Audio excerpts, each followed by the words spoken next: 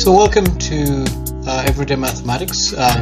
We are going to begin a new series on calculus, and this first lesson is going to be on the topic of logic. So it's very important that we cover this topic because this serves as a foundation for what we'll be covering in the later chapters. So the book that will be guiding our coverage on this topic would be Advanced Calculus, revised edition by Lynn Howard Loomis and Shlomo Sternberg, and this is from Harvard University. I think they do have a copy online, a PDF copy. So if you are interested in getting a copy for yourself, please do go online and get yourself that copy. So logic, I mean, from a purely mathematical point of view, logic is a big topic. It's a varied and slightly more intricate topic. But when you come to electronics, and it becomes a little bit more compact and easy and more tractable. So on this topic of logic, there is what we call statements. Statements are simply sentences which can be deemed to be true or false. I'll give you an example. If you have, for example, 1 less than 2, right? This is true, right? And then 4 plus 3 suddenly is 7. This is not equal to 5. So this statement is deemed to be false, right? And then there are things that are expressed like this. So if we have a variable instead of a value, we say x less than 4 and x is less than y. These are hard to know whether they're true or false. You'd have to qualify them to know for certain whether they're true or false. In mathematics, we call these statement frames. So you have to add something extra to be able to explicitly or definitely determine that they are true or false. So 1, they are neither false or true nor true, but become statements when variables are given values. For example, if x is given a value like 1, then for certain this here becomes then this value becomes true. But if x is, for example, 7, then this is false. So you have to qualify, or you have to define by attaching a value to the variable x or y to be able to determine whether these are true or false. Now these here, we call them statement frames. It's just like a picture frame. Without a picture itself, it's just empty, right? It's there. You have to insert a picture into the frame for it to serve its function. So these are statement frames. Now, the way in which to convert a statement frame or a frame into a statement here is by attaching a value to the variable. That's one way, right? So if, for example, px is a frame, then p5 is a statement. If px is the frame, x is less than 4, then p5 is 5 less than 4, which is false. So this becomes a statement that is deemed to be false. But when we have p in bracket square root of 2, since this is less than 4, then this here is a true statement.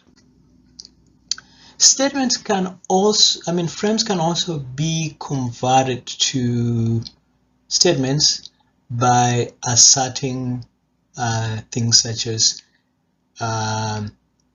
px, which is a frame, is always true, or sometimes it's true or false. So a statement can be derived from a frame. A frame can be converted to a statement by asserting that the frame px is always true. And so we do so by prefixing that frame with a statement like, for every x, px is true. This statement here has a very important role in mathematics. And so let's say for every x is less than 4 is definitely a false statement.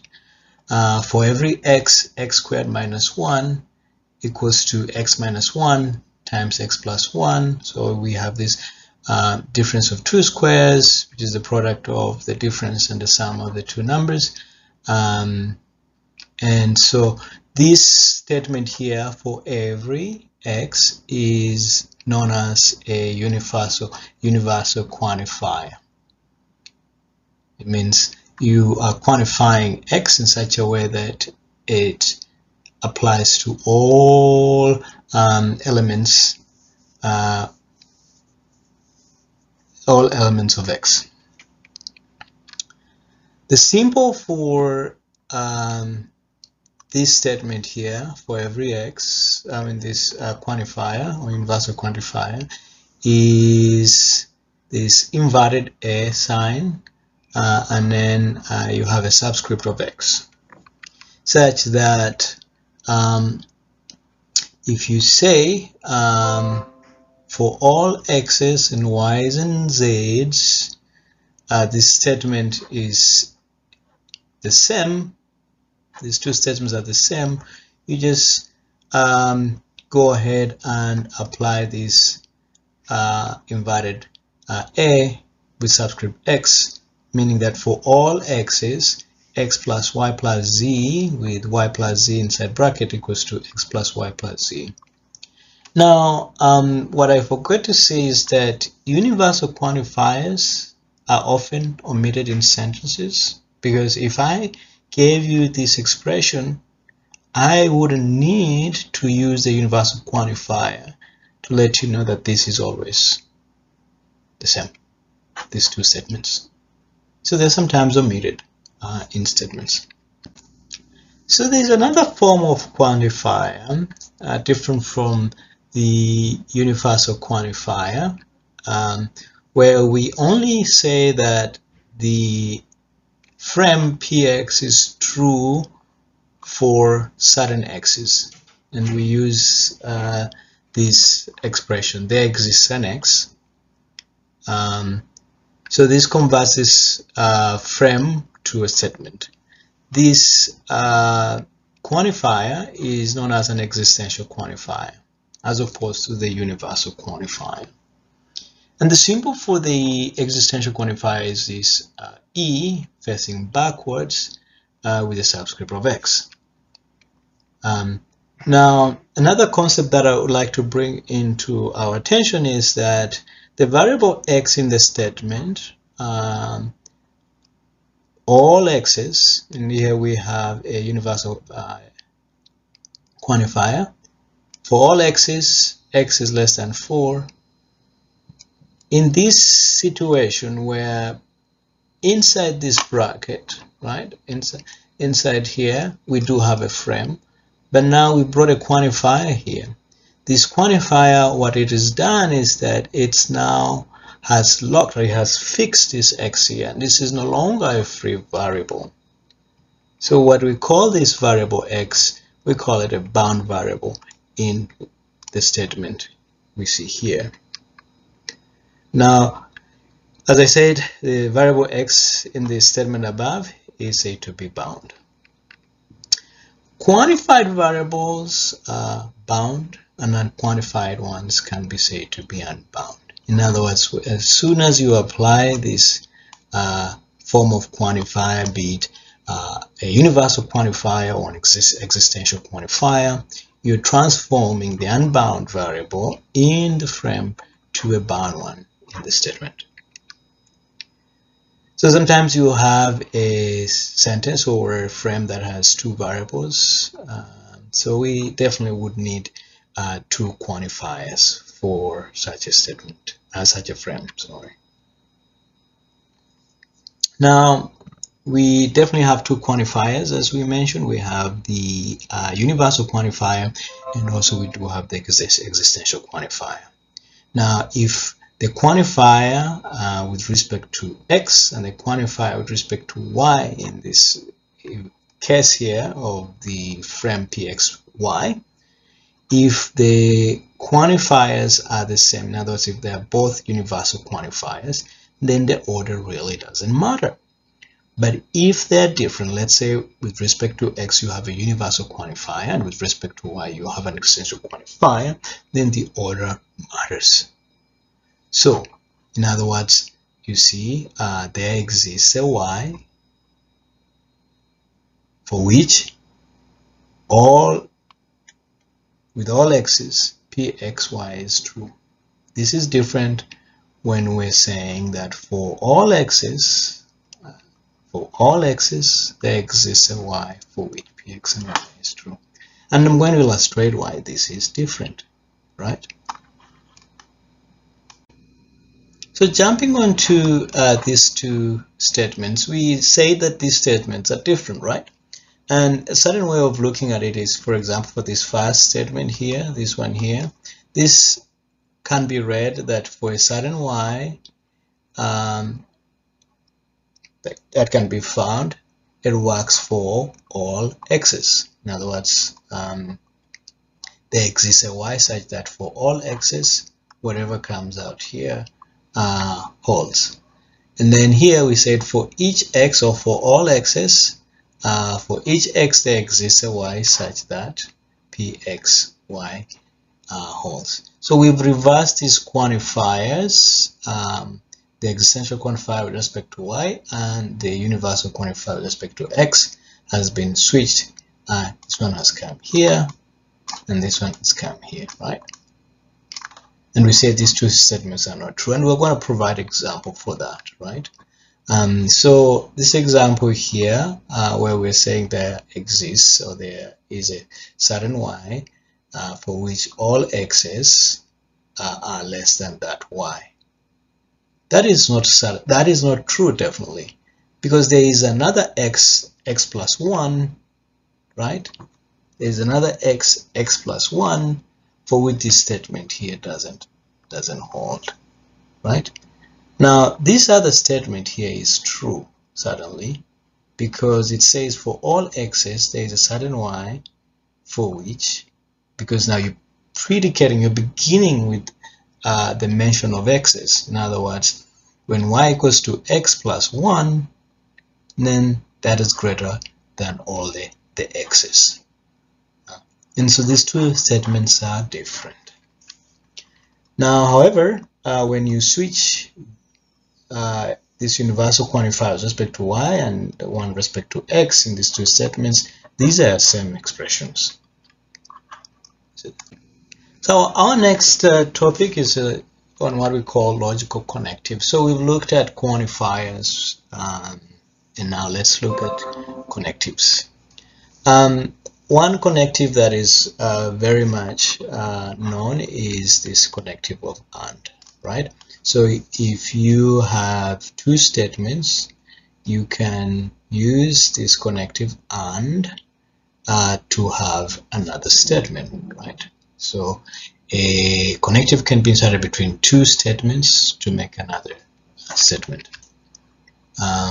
So the resulting sentence is true if both sentences are true, or both statements are true, and false if either you have one that is false and then, you know, and vice versa. So for example, if we have statement P and statement Q, if P and Q are true, then P and Q is true. If we have P as true and Q as false, it's false. P and Q is false, and so on. If we have false on both sides, then it's false. Now this is what is called a truth table. Now it's worth mentioning that P and Q are just arbitrary statements. Yeah, not frames, but statements. Okay. So again, we said words like and known as logical connectives, and the other one that we know we're going to come to is or. But before we deal with that, the popular symbol for the logical connective and is an ampersand sign. Okay, so another logical connective, as we said, is or, and so or can be used in two scenarios.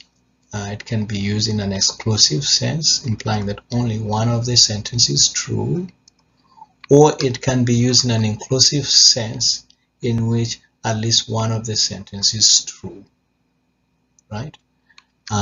So for example, if we have two arbitrary statements, we have P and Q. We have P to be true, Q to be true. In that scenario, P or Q in an inclusive sense is true. When P is true and Q is false, in the inclusive or sense, that is still true. When P is false and Q is true, in that inclusive or scenario, P or Q is also true. And then when both are false, that is when P or Q in the inclusive or sense is false. Now, what we're saying here is and or, these are binary connectives, right? But beyond these binary connectives, we have what we call unary connectives, and such an example of a unary connective is the word not, negation, negating a statement. And the standard symbol for not is either this tilde sound or this sign, a line, and then it bends downwards.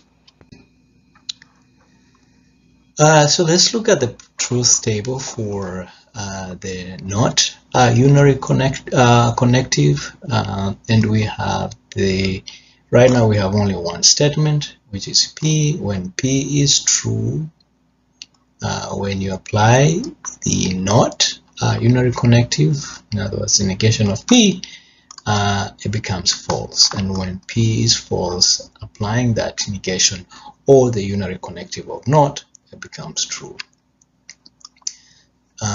So for example, x is not equal to y can be written as the negation of x equals to y, obviously using the tilde sign or the second sign that we looked at.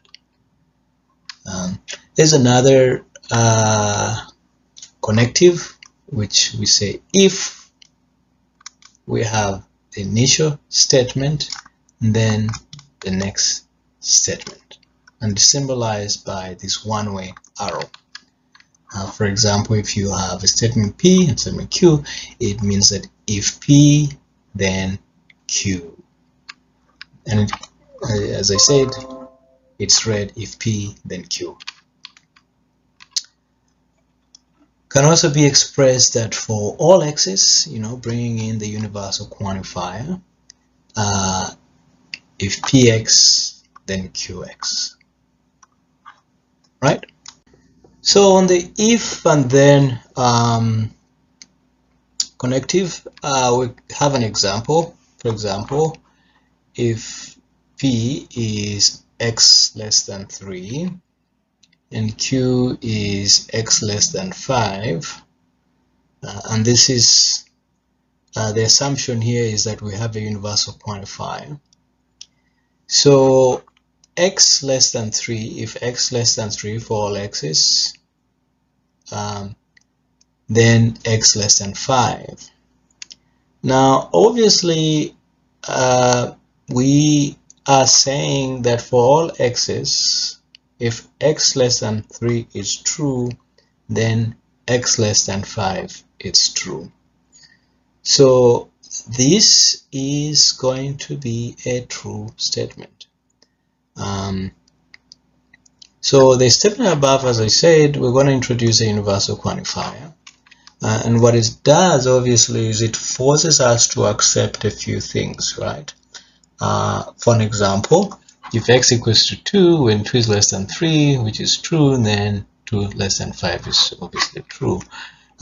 But again, if we look at that, 4 is certainly not less than 3 in the real sense, but we are supposing, because it's telling us that if 4 is less than 3, then obviously we are going to have to accept that 4 is less than 5, which is still true. But again, if we say that if 7 is less than 3, we're being forced to believe that 7 is less than 3. Even in that scenario, even with this false premise, technically false premise, but in this sense we're told that it's true, then 7 is still less than 5. So in other words, we have to accept the supposition that comes before the if, before the then, right? And so in that scenario, if we have this first statement P, if P is true and Q is true in the first scenario when it's true, then P, if P and then Q is true, right?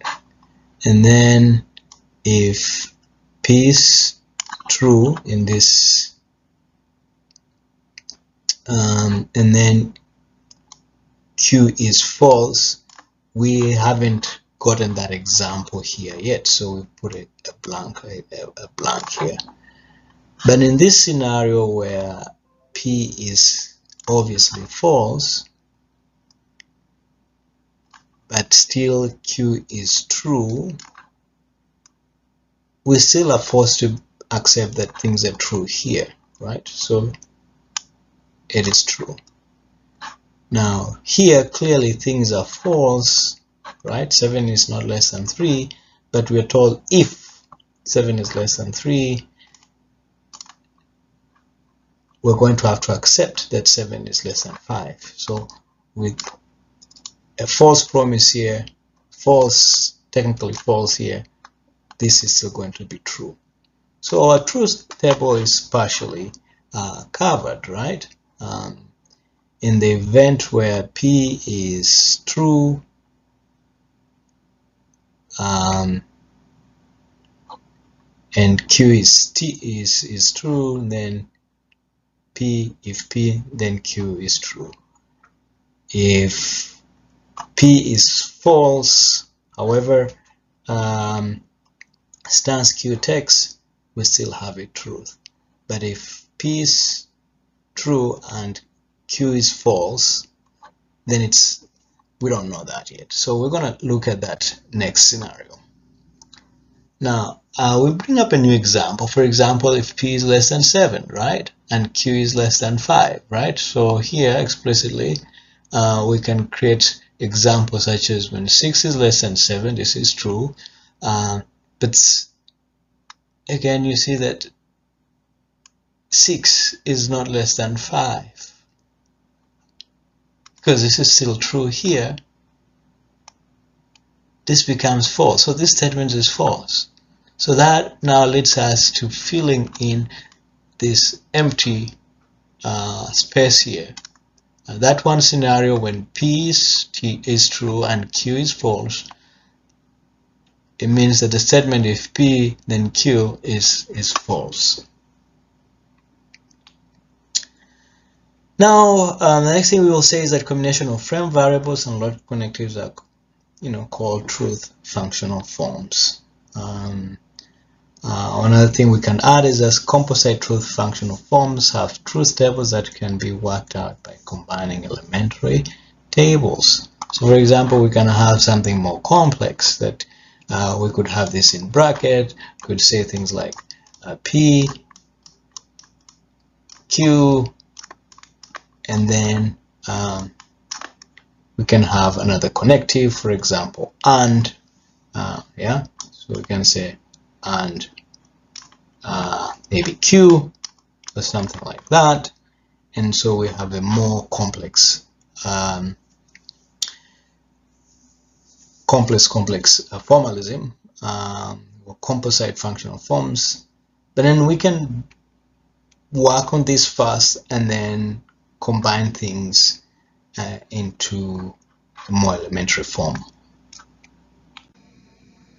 So another example of a composite truth functional form is the expression shown here, which is the inverse of if P, then Q. And here, since we already defined this first part here, the next step would be just to get the negation or the inverse of this third column, which we see when if P then Q is true, then the negation of that is false. If it is false, then the negation of that is true. If it's true, false. If it's true, false. Right? Another form that a truth functional form such as P or the negation or the inverse of P, this is always true. For example, if P is true, then the inverse of P is going to be false, but the inclusive or of that is going to be true. And if P is false, then the inverse of P is going to be true, and so false or true is always going to be true. So the value is always going to be true for this expression. We have a name for such an expression. Such a truth functional form is called a tautology or a tautologous form. Just remember that. There are other examples of tautologous forms, and we have something like this where we have P and, where P is an arbitrary statement, whereas P and, in bracket, if P, then Q, cross brackets, if of this, then Q. And so you can spend some time and investigate and find out that these expressions are tautologous forms. So we have another connective, and that's the form if and only if, and this is denoted by this arrow that faces both ends. And so if you have if and only if P, then you have Q, and how we read it is P if and only Q, or P IFF Q.